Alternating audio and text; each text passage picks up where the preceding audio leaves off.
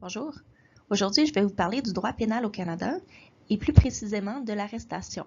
Cette présentation est présentée par l'Association des juristes d'expression française de l'Ontario et est offerte grâce à la Fondation du droit de l'Ontario. Dans cette présentation, nous allons voir le système de justice pénale au Canada, l'arrestation, la première étape du processus criminel, vos droits lors d'une arrestation, quoi faire lorsque la police vous arrête, les conséquences d'être déclaré coupable, ainsi que les problématiques touchant les jeunes de moins de 18 ans. Le système de justice peut être assez complexe et parfois même intimidant. Ce qu'on cherche à faire aujourd'hui, c'est vous donner un aperçu de sorte à démystifier certains concepts.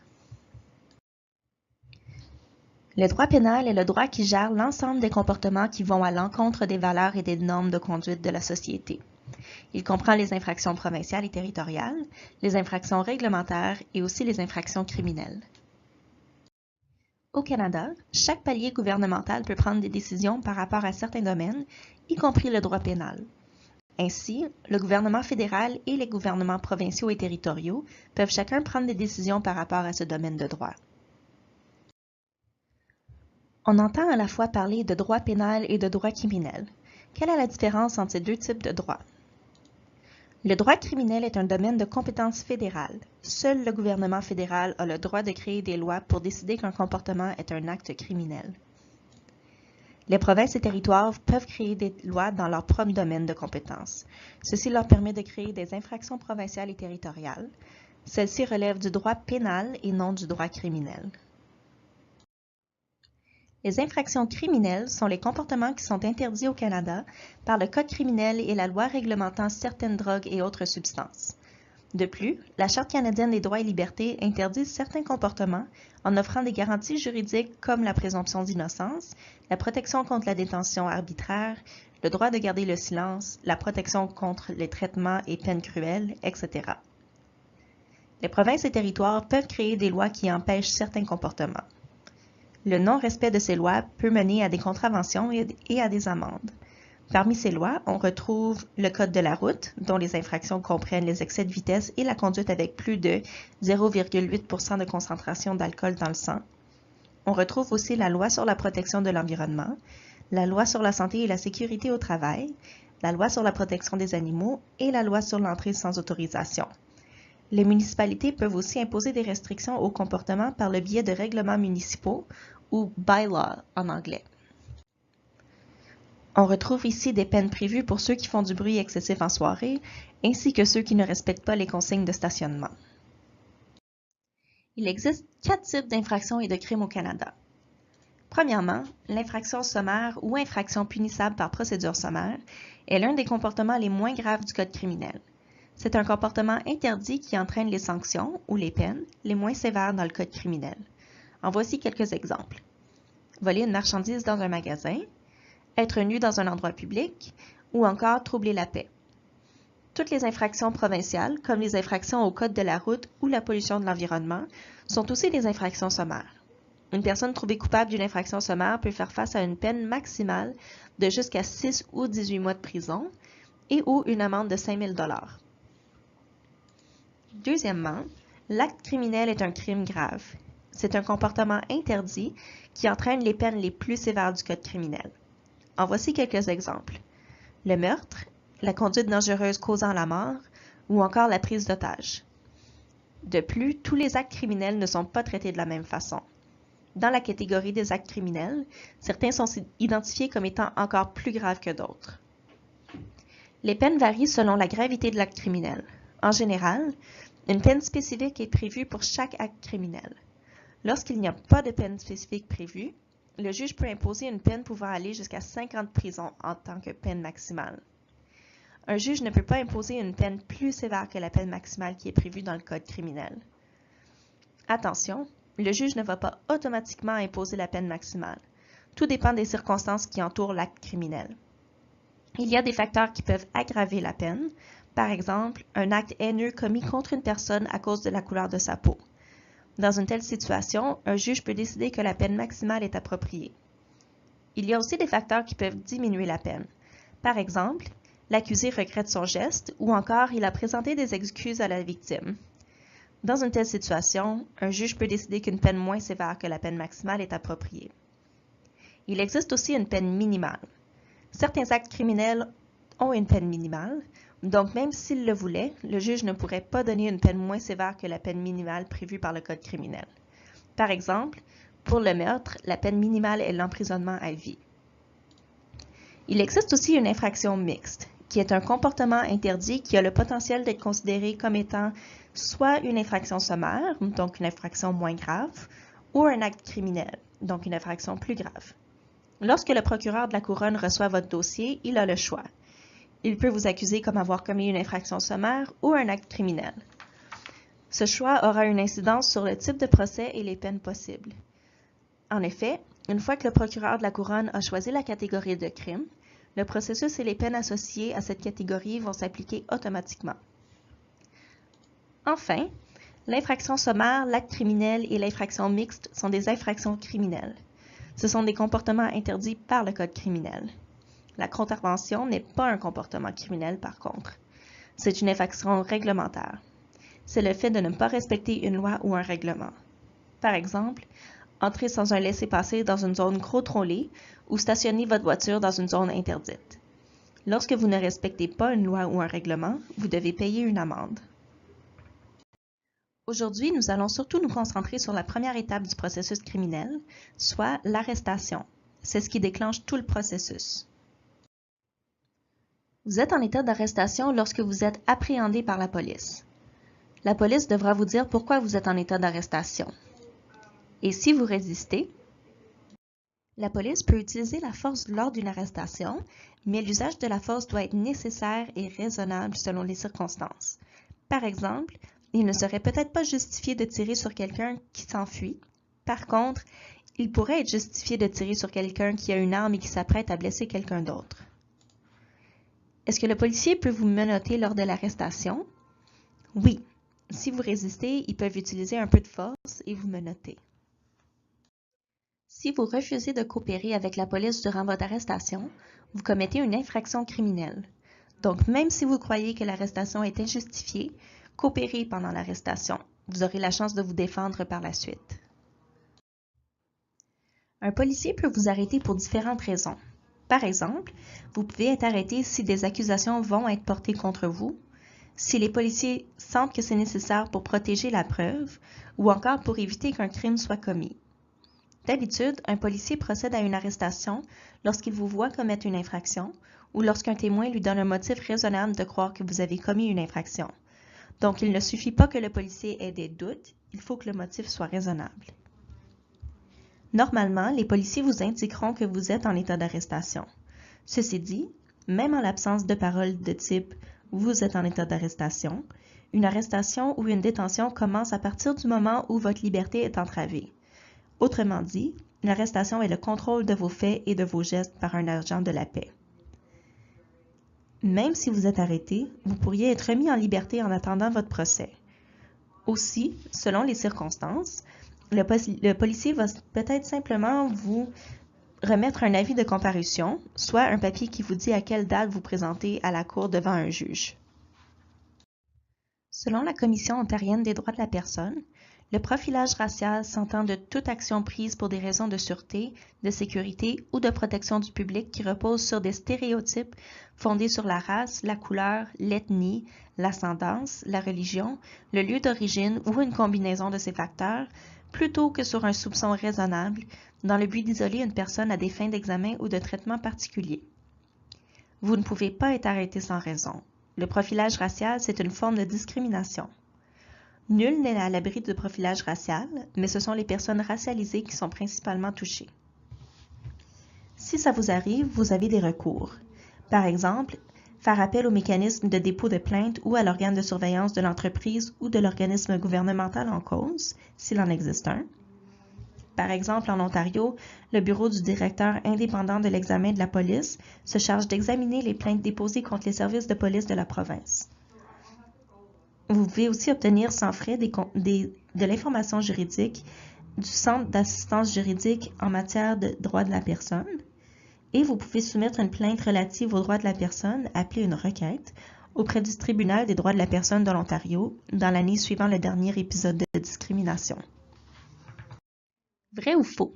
Une fois que vous êtes arrêté, vous devez prouver votre innocence pour être libéré. En fait, c'est faux.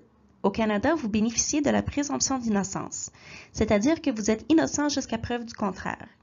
Si vous êtes accusé d'un crime, la poursuite, aussi appelée la couronne, doit prouver que vous êtes coupable hors de tout doute raisonnable. Autrement dit, c'est à eux de prouver que vous avez commis un crime. S'ils ne le font pas, vous ne serez pas déclaré coupable. Vous pouvez bien sûr vous défendre, par exemple si vous avez un alibi, mais le fardeau de la preuve revient à la poursuite. C'est à eux de prouver que vous êtes coupable. Qui peut procéder à une arrestation au Canada? Les policiers et les shérifs sont des agents de la paix. Les agents de la paix peuvent arrêter quelqu'un. Est-ce qu'un garde de sécurité peut vous arrêter? Oui. Est-ce que n'importe qui peut procéder à une arrestation selon les circonstances? En fait, oui, et ça s'appelle l'arrestation par de simples citoyens ou citizen's arrest en anglais. Il y a cependant des règles à respecter. Premièrement, posez-vous la question à savoir si un agent de la paix est disponible pour intervenir. Si c'est le cas, il faut signaler le crime à la police au lieu d'agir par soi-même. En essayant de procéder à une arrestation, vous pourriez compromettre votre sécurité personnelle et celle de tiers. Parmi les facteurs pertinents à prendre en considération, il faut se demander si le suspect est seul et s'il a une arme. Pourriez-vous remettre le suspect à la police sans délai une fois l'arrestation faite? Et avez-vous un motif raisonnable de croire à la conduite criminelle du suspect? Dans les circonstances spéciales de n'importe quel type d'infraction criminelle commise relativement à vos biens, vous pouvez appréhender une personne que vous trouvez en train de commettre un crime ou encore appréhender une personne dans un délai raisonnable après l'avoir trouvée en train de commettre un crime. Pour avoir le droit d'effectuer une arrestation en tant que simple citoyen pour un crime commis relativement à un bien, il faut soit être le propriétaire du bien, soit avoir la possession légale du bien, ou encore avoir été autorisé par le propriétaire ou la personne en possession légitime du bien. La loi prévoit que lorsqu'un citoyen arrête une personne, il doit remettre cette personne sans délai à un agent de police. Si vous effectuez une arrestation en tant que simple citoyen et n'appelez pas la police le plus tôt possible, l'arrestation pourrait être jugée illégale et vous pourriez faire face à des poursuites au civil ou au criminel. Vos droits lors d'une arrestation. La Charte canadienne des droits et libertés protège les droits fondamentaux des personnes au Canada. Que vous soyez résident, citoyen ou ni un ni l'autre, vous avez des droits. Vos 3 droits constitutionnels les plus importants dans le contexte de l'arrestation sont le droit de savoir de quoi on vous accuse, le droit de garder le silence et le droit de parler à un avocat. En ce qui a trait au droit de savoir de quoi on vous accuse, c'est un droit fondamental qui se retrouve dans la Charte et dans le Code criminel. Pourquoi? Parce que même si c'est à la poursuite de prouver que vous êtes coupable, vous avez le droit de vous défendre. Le droit de garder le silence s'applique lorsque vous êtes arrêté. Les policiers vont vous poser beaucoup de questions et vous n'êtes pas obligé d'y répondre. Mais attention, le fait que vous ayez le droit de ne pas répondre, et même si vous dites que vous voulez exercer votre droit de garder le silence, n'empêche pas les policiers de continuer de vous poser des questions. Mais vous avez tout de même le droit de ne pas répondre. Le droit de parler à un avocat s'applique aussi après l'arrestation. Vous avez le droit de demander de parler à un avocat. Les jeunes de moins de 18 ans peuvent demander de parler avec un avocat et peuvent aussi demander de parler à un adulte de confiance, un parent par exemple. Si vous n'avez pas l'argent pour payer un avocat, vous avez des options comme l'aide juridique. Quand êtes-vous détenu par la police? Est-ce A, dès que le policier vous empêche de partir? B, quand le policier dit « vous êtes en état d'arrestation ». C, dès que vous êtes menotté. D, lorsque vous êtes placé dans le véhicule de la police. Ou E, au moment où vous êtes amené au centre de police. En fait, c'est toutes ces réponses. Vos droits constitutionnels, les droits prévus par la Charte, entrent en jeu lorsque vous êtes arrêté ou détenu. Vous êtes détenu à partir du moment où il y a entrave à votre liberté, c'est-à-dire dès que le policier vous empêche de partir. La détention peut être physique, Par exemple, il bloque votre chemin quand vous essayez de quitter, ou psychologique, il vous laisse croire que ce ne serait pas une bonne idée de quitter. Après avoir été arrêté et en attendant votre procès, allez-vous être placé nécessairement en détention? Seulement dans certains cas. Selon le cas, il peut s'écouler beaucoup de temps entre votre arrestation et votre procès. Qu'est-ce que vous allez faire en attendant? Allez-vous demeurer en détention? Dans beaucoup de cas, non. Vous serez remis en liberté. Vous allez comparaître devant un juge rapidement après votre arrestation pour déterminer si vous serez remis en liberté. Vous serez seulement placé sous garde si certaines conditions sont présentes. Par exemple, s'il y a un grand risque que vous ne reviendrez pas pour votre procès si on vous remet en liberté. Deuxièmement, s'il y a un grand risque que si vous êtes remis en liberté, vous allez commettre une infraction grave, ce qu'on appelle des considérations de sécurité publique, ou encore s'il y a des circonstances exceptionnelles et aucune condition de libération conditionnelle ne permettrait d'assurer que ces risques ne se produiront pas. Bref, après avoir été accusé d'un crime, vous n'êtes pas automatiquement trouvé coupable. Il doit donc y avoir un procès et, en attendant le procès, vous serez habituellement remis en liberté. Nous avons examiné vos droits, mais comment est-ce qu'on met ça en pratique? Nous allons faire un exercice avec 3 scénarios différents pour voir si vous savez quoi faire lorsque la police vous aborde. Scénario 1, vous marchez dans la rue. Un policier vous adresse la parole. Ils ont reçu des plaintes de personnes qui habitent dans le voisinage, puisque depuis un mois environ, beaucoup de maisons ont été cambriolées. Ils aimeraient vous poser quelques questions. Êtes-vous en état d'arrestation? Non.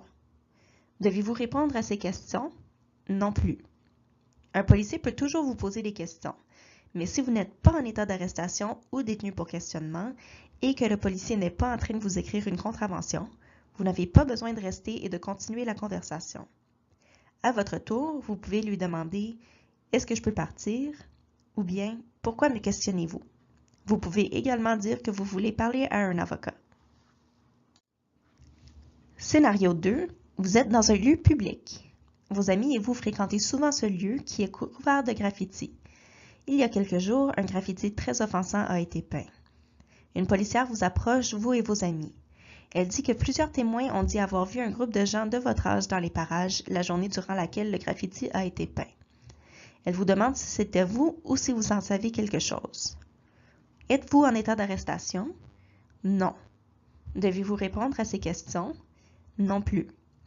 La police a besoin de raisons valables pour vous arrêter. Si un témoin vous avait identifié ou que vous paraissiez sur une caméra de sécurité en train de peindre le graffiti, ce serait autre chose. Mais comme c'est là, c'est vague. Scénario 3, vous êtes chez vous et ça cogne à la porte. Vous ouvrez et un policier vous apprend qu'un jeune de votre quartier a des preuves selon lesquelles vous avez distribué une photo nue de lui en ligne. Vous êtes donc accusé de distribution de pornographie juvénile. La police veut vous amener au poste de police pour que vous répondiez à des questions. Êtes-vous en état d'arrestation? Oui. Devez-vous répondre à ces questions? Oui.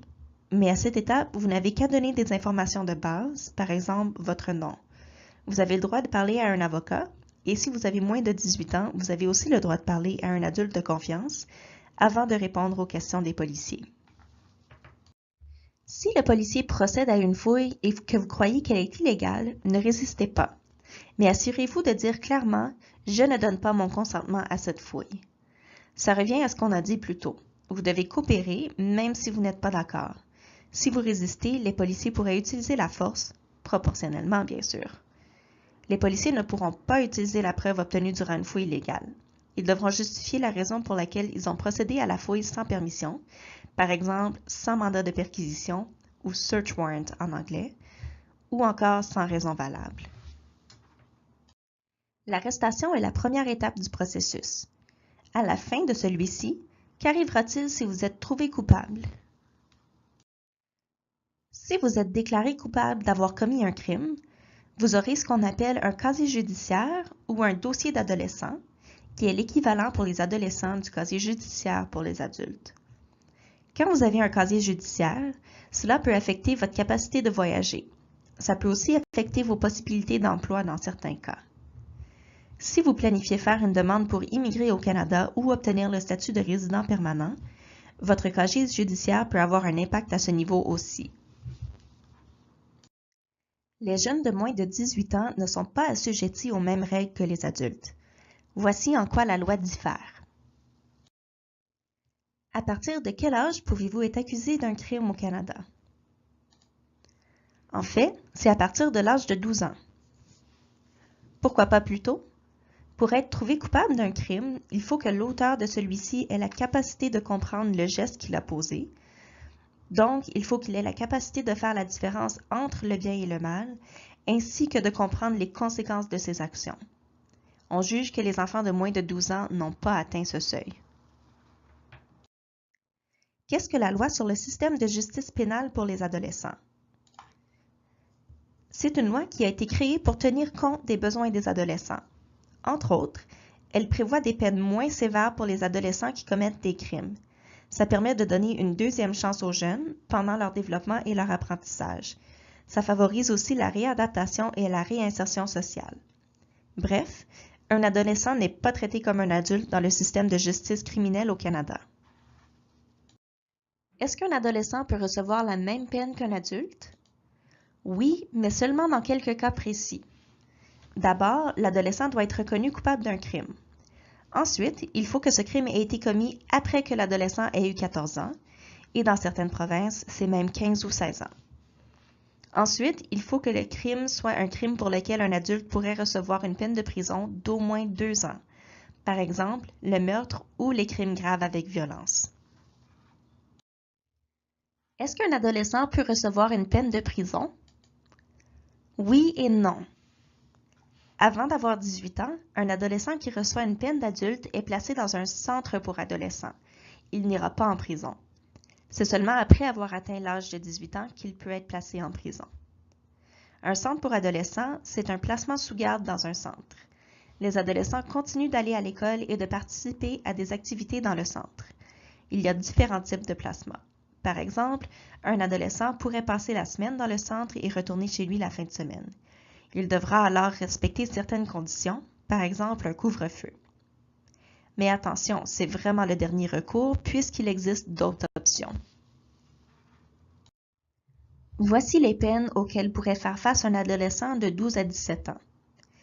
Si vous avez moins de 18 ans, le juge qui détermine votre peine a beaucoup de discrétion. Il a plusieurs options de peine et il en choisira une ou plusieurs selon les circonstances. On commence par les peines les moins sévères et on augmente la sévérité en fonction des faits. Si vous avez 18 ans ou plus, vous êtes un adulte et allez recevoir une peine pour adulte. La grande distinction entre les peines pour adolescents et pour adultes, c'est que pour les adultes, le Code criminel prévoit les peines en fonction du crime, donc il y a moins de flexibilité. Aussi, les adultes peuvent aller en prison. Comme nous l'avons vu, les adolescents ne vont pas en prison. Vous voulez en connaître davantage? Les ressources suivantes pourraient vous être utiles. Pour en savoir plus au sujet de vos droits et obligations en matière d'arrestation, vous pouvez consulter LegalSwipe. Il s'agit d'une application qui vous suggère des façons de réagir si un policier vous pose des questions. Attention, l'application est disponible en anglais seulement. Si vous voulez parler à un avocat, vous pouvez vous adresser au Centre d'information juridique de l'Ontario. Vous aurez droit à une consultation gratuite de 30 minutes avec un avocat ou avec une avocate. Le centre est joignable au 1-844-343-7462. Le site internet cliquetjustice.ca vous fournit de l'information juridique en français au sujet de nombreux domaines de droit, y compris le droit pénal et l'arrestation.